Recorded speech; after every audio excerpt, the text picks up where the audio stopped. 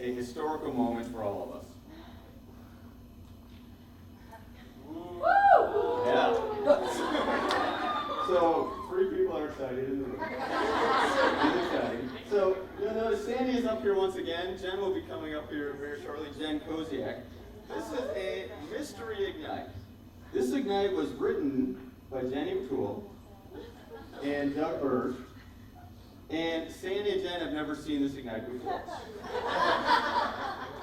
So they are going to offer the first completely blind Ignite session, the mystery Ignite, never before seen, and if it works, you may see this again.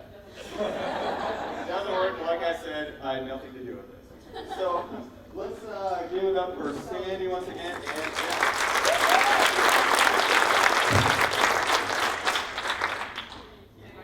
So our title is a mystery diagnosis, and so what we got from Jenny McCool is that it's about the K-5 domains, and we know that they're going to be looking at student work to figure out what they did.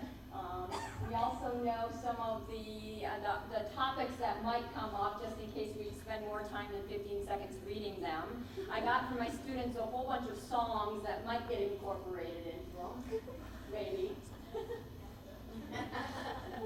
What else do we need to know? I don't know. Just if you see something that we don't see, just shout it out. This is an Ignite that's not just the 2 of us. It's all that are in this room are now part of this Ignite. So we'll see how it goes. Here we go. So that's the title, Mystery Diagnosis. I'm on the left, Sandy's on the right, and this is going to be a battle. Let's get ready to rumble. So I guess I get to start with what's a misconception. And I think one of the things that I find so intriguing with all of this is that for many children, it is quite logical, even though we see it as a misconception, and we forget that sometimes.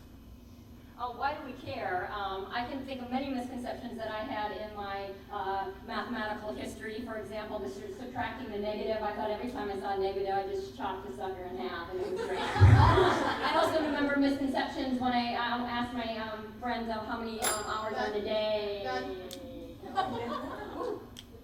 So one of the things that we're wanting to see is this whole idea that we've forgotten about is conservation. You know, the spreading out makes it more. You see kids in the lunchroom and they take the bag of potato chips and they smash them because they want more chips. I'm going to count the dots. I got stigmatizing on my mind. I'm solving. So I see 8. Student sees 7. What might they have done? Because I don't know. Miscounted. That scoop method. 5, 6, 7. 5, 6, 7. Oh, there you go. Ooh, Josh has 34 crayons and Matt had 17 less than Josh. What has my student done? So these are classic story situations coming out of the Common Core. And let's see, I would just add them together because I think every time I see 2 numbers, I should just add them. Oh, and we know that many kids, just the equal sign means now the answer. Go ahead and add 5 if you want to afterwards. Add the first 2, give them the answer, that's it. We're good. Crowd participation. Let's see misconception, go. Quick, go, quick.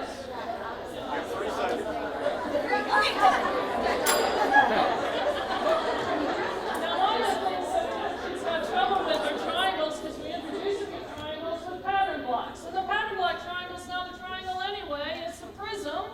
And we forget that that whole thickness blows this whole idea. Oh, so this one looks like study the shapes below and what appears to be parallelograms and has no square angles like triangles. So I think they're going stop, recall a definition. Something about parallelograms having corners. So this student looks like he didn't select any of the rectangles and squares. Still you. Oh, geez, and it's me, so this must be regrouping. So these are a few of my favorite things. When I'm regrouping, I might be borrowing. I am not sure how to subtract. And so they're going to put that in the song. And so students... And some of you may think that this is a number in the trillions, but as we're looking at songs, and the one from Rent, 525,600 minutes. This is Jen's recording. 525,000, yeah. Okay, we're going to start over on this side with the weight. Ready?